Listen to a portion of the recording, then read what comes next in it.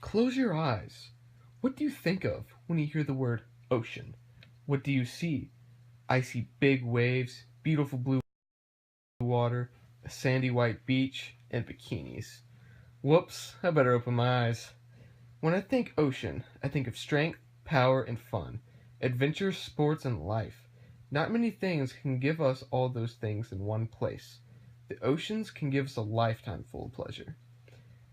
However, we are abusing that luxury, and the oceans are suffering because of it. Thank you for listening to that brief intro. Hi, I'm Steve Lobster, and this is the 7 o'clock news. You and I are alive right now because of our oceans. Every day, the oceans give us the air we need to survive, water to support the smallest to largest animals on Earth, and up to 80% of all species. Biologists estimate that there could be anywhere between 500,000 and 5 million marine species yet to be discovered. Our oceans cover nearly 75% of our planet and hold almost all of the planet's water. Half of the oxygen in our atmosphere comes from our oceans, and most of Earth's carbon is absorbed by them. Our oceans connect people from one continent to another, and they are a source of food and many other products. About half of the world's population lives near an ocean, and ocean-based businesses contribute more than $500 billion to the world's economy. And even though here in Kentucky we live far away from any ocean, they still affect us. We depend on our oceans for the air we breathe, the water we drink, and much of the food we eat.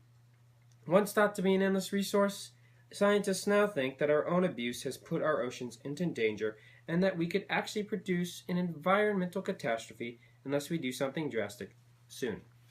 Our oceans have become a dumping ground for every kind of human waste.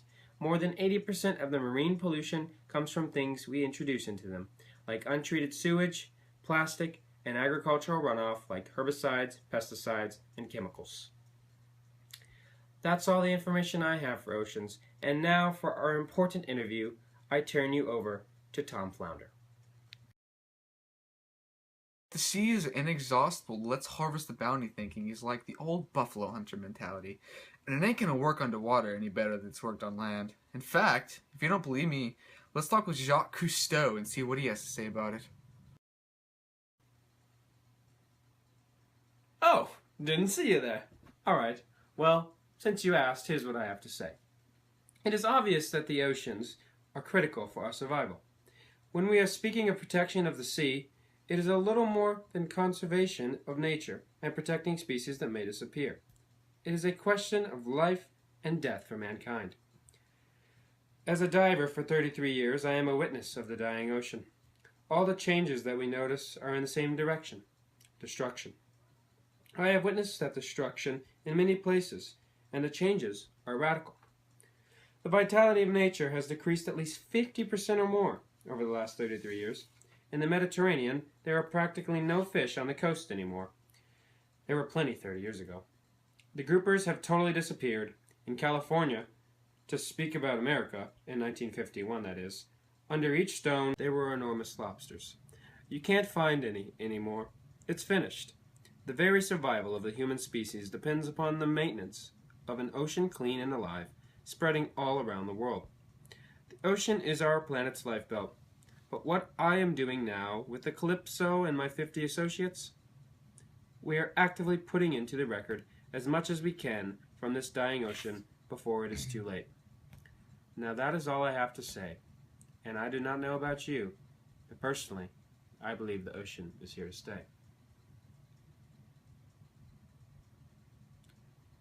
Think about it. Oops.